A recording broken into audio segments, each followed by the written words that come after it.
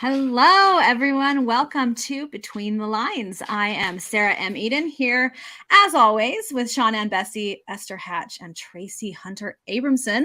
And we are so excited because we have a special guest with us today, Annette Lyon. She is a USA Today bestselling author. She is a 9-time Best of State winner. She's won a Whitney Award. She is an exceptional editor. She's known for that. She's a fantastic writer, which she's also known for. And I'd just like to pop in there. She's also a rather delightful friend. And I am very lucky to be able to call her my friend. So welcome to Annette. Thank you. Thank you. Yeah, thank you for being here. So nice to have you here. Yeah. All right. So Annette, you have a book that just released yesterday. Yes. So we are really privileged to have you here a day after your book has released. Can you tell us a little bit about that book? Yeah. So it's a bit of a departure from what people usually know me for. It's called Just One More. So women's suspense. So this is, I don't have the hardback fancy one next to me, but this is the advanced reader copy. Or advanced reader. There's no D at the end of that. Anyway, she's an editor. Yeah, that's right. Anyway, it's about, there's a librarian who starts getting a sense something is off with her husband. So she starts using her librarian skills to kind of dig into his past a bit and winds up dead. So then her best friend has to figure out what happened. Guys, I have read this book because I'm really lucky. It's amazing. I don't even think I didn't text Annette for a little while after I finished it because I was speechless. Like seriously, it's really amazing. Well, so I'm not going to tell you anything about it, only that it is fabulous. So go get it. I can't tell you what a relief it is because like I've been working on it off and on for like 5 years, and when anytime you publish a book, you've read it so many times that by the end you're like, just burn the thing. Yeah. I am to the point of like, is this just a dumb idea? Is everyone going to see it from page 3? Like, anyway, so it's a relief. Some people go, wow, I just didn't see that coming, or I liked it, or it's okay, or no. And that's, I guess, the one thing I can say without giving away spoilers. Did not see it coming. Once you realize it and you're almost to the end, you go, holy crap. So that's all I'm going to say. Okay, I so need this book. Oh, this Tracy, totally my kind of genre. You would eat this up. Yes, amazing. So Just One More by Annette Lyon. Go check it out. Like Annette said, this book is a little bit of a departure from what she's kind of known for writing. Reading it still felt to me like an Annette Lyon book. You know, like it had that Annette feel to it. Like it's well written, it's well composed. Like you know you're in good hands. But it's a different type of book. It's a different genre in a lot of ways. Yeah. So I have been curious, and I would love to know which for you, Annette, came first. Was it I want to write in women's suspense, so I'm going to, ponder some story ideas? Or did you have the story idea and think, well, I guess I'm shifting to a new genre? Weirdly, a bit of both. Okay. So I have been publishing mostly like sweet romance, historical stuff, since 2002. Like this is, but as I entered like the 2010s, I started doing more just straight women's fiction, and I started realizing that I needed a shift of some kind. And I remember, Sarah, you might remember this. I was talking to several writer friends, going, I'm not sure where I want to go next. I feel like I need to shift something, but should I go to YA? Should I do fantasy? Should I do suspense? And I was listing off all of these different genres. And someone's like, well, which do you like best? And I'm like, not helpful. I read everything and I like it all. Right. So what happened is I started thinking, well, what books have kind of changed me or influenced me the most? And I realized all of them are women's fiction of some kind. And so I'm like, well, I'm going to do women's fiction. So my first big departure actually was this historical women's fiction that's called The Girl in Gray. This one's World War II. Also fantastic. Finland, right? Like, yes, it's set in Finland during the Second World War, which is important. That was it's just it's a book of my heart because that's where my heritage goes to. I had Right. a family who fought and died in that war and all that. So there was that. But the idea of the kernel for Just One More, it came to me all by itself. The holy crap that Sarah was saying, that's what came to me first. And I was like, okay, so how do I get there? Like, what's, what leads up to all of these different things? So I had to do a lot of experimenting on that. And then deciding, well, am I going to self-publish this? Am I going to give it to my old publisher? Am I going to find a national publisher? So all of those decisions had to come afterward. But yeah, as far as this particular book, that kernel came before anything else. That's so fun. Like, I think sometimes we all dream about like doing something totally different. And I think one of the things that appeals to me about that is like the growth that can come when you stretch yourself and things. So I'm like curious what kind of growth you saw in your writing process or in things you had to change up a little bit. Like, what, as a writer, how was this like a great experience as far as growth goes for you? I'll say that's a really great way to phrase it, because growth is good, but it's also hard. So on the other end, yeah, that was really great. I grew a lot.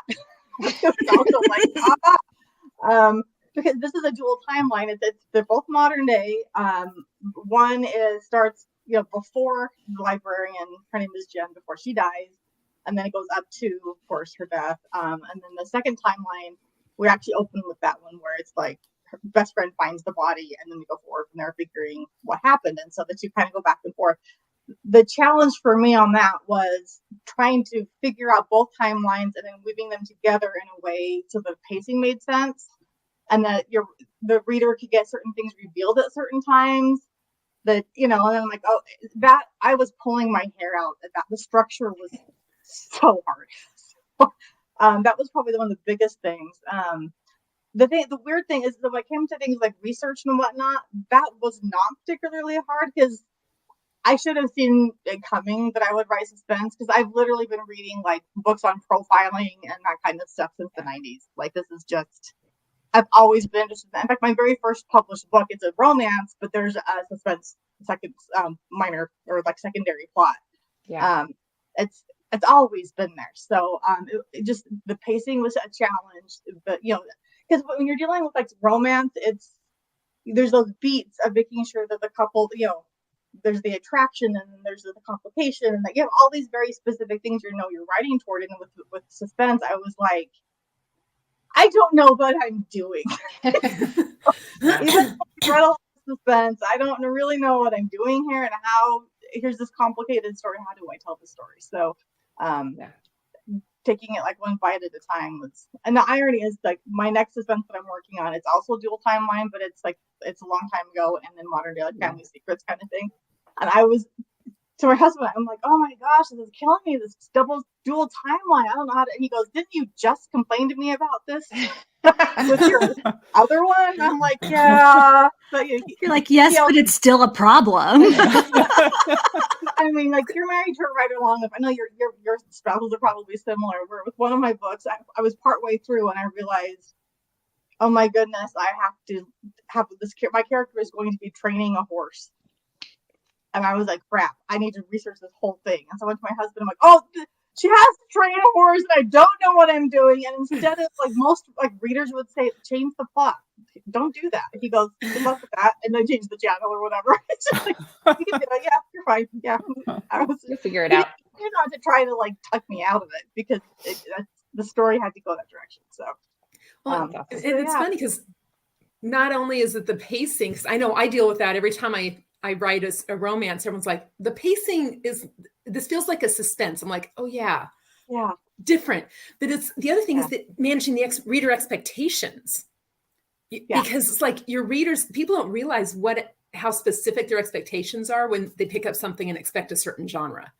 And it's like, if you have a romance with a suspense subplot, it's different than having a suspense with a romance subplot or a straight suspense in general. So I'm glad you figured it out. Obviously it worked, but it's kind of like Sean, saying, don't ever let me write a Viking book. And what's Sean doing? Writing another Viking book. Oh yeah, no, the amount of empathy I'm feeling for you right now is enormous. It's like filling the room, Sean, because you've done suspense, and you've done I've switched genres, and and the whole learning about horses, and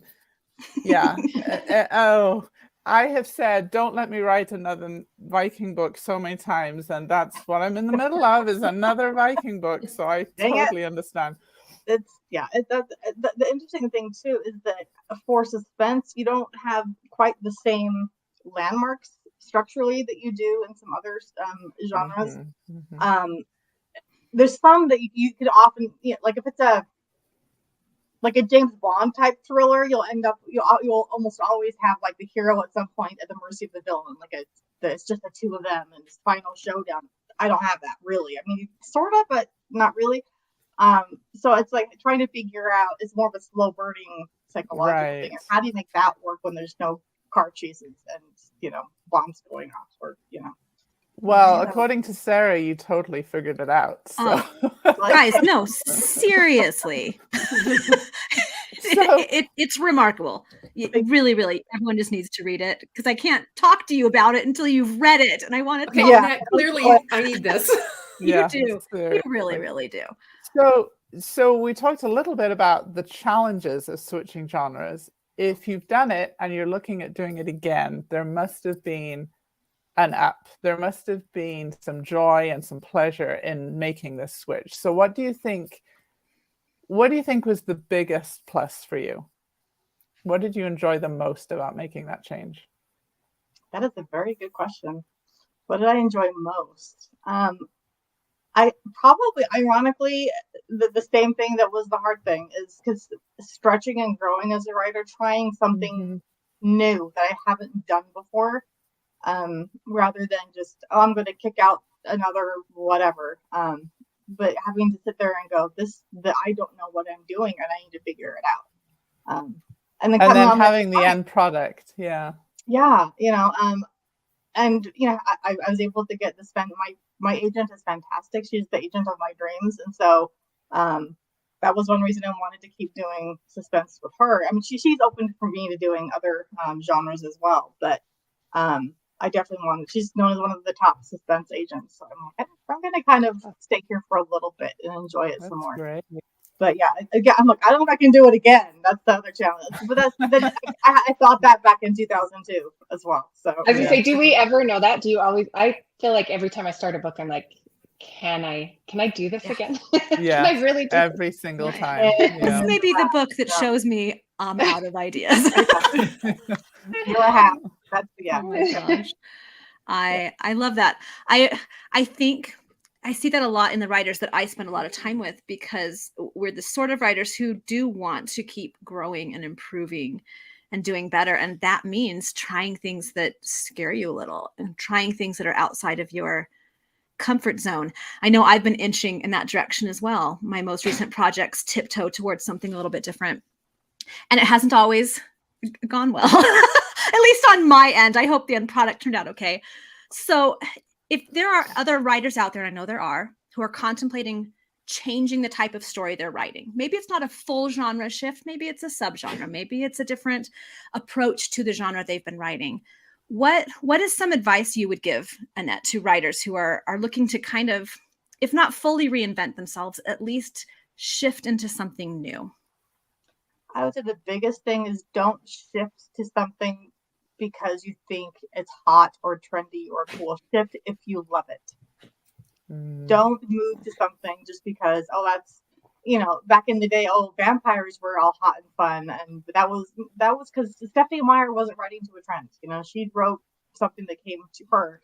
And then by the time other people were trying to catch that trend, it had left the station. So write what you love, because that's going to come through. And granted, not everything is going to find its audience and its reader. It might not ever be accepted or published or, sold or whatever. But if you do love it, then that comes through, and you can also stick with it. Like, why make yourself miserable writing some random genre that you don't love. I mean, you're going to be with the story for a while. So make sure you love what you're doing. It's not worth it otherwise. I love that. That's perfect. Guys, this is why I wanted Annette to be on our podcast. She's brilliant. Yeah, for Awesome. sure. Well, this has been fantastic. I want to thank Annette for being here. This has been great. Her new book, Just One More, is available now where books are sold, which we all grew up hearing, wherever books are sold. Annette, where can our listeners find you? I am on pretty much all the socials as Annette Lyon. On Instagram as Annette.Lyon. But if you just look for me on Facebook, Instagram, Twitter, I'm easy to find. My website, AnnetteLyon.com. Pretty easy. Try to keep it easy for people. So I'm also on TikTok now. So that's Annette Lyon Books, because I wanted to make sure people were like, oh, this is someone who's in book talk world. Right. So, tells you. I'm pretty easy to find out. Fantastic. Well, go track her down, read her new book so that I have someone to talk to about it. And I promise, Sarah Eden guarantee you will not be disappointed. It's fantastic. So here's our question for listeners this week. What is a genre of book that you didn't think you'd enjoy, but after you gave it a try, either as a writer or reader, it turned out to be a new favorite? I'd be interested in hearing that. So find us on social media and leave us an answer to that question. As always, it's been great to be here. Thank you for joining us. And please join us next time on Between the Lines.